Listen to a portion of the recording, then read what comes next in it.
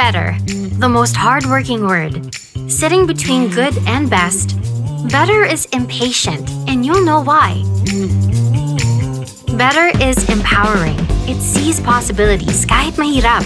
Constantly challenging limitations, hindi to umaayaw. Better is proactive. It knows that tech evolves. Kaya pang i-push ang achievements to move us forward. Better is human-centric. Focus sa potential natin. Better explores collaboration and drives us to go beyond.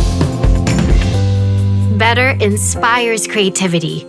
Tuloy lang sa paggawa. As long as my ideas, better will make space for expression.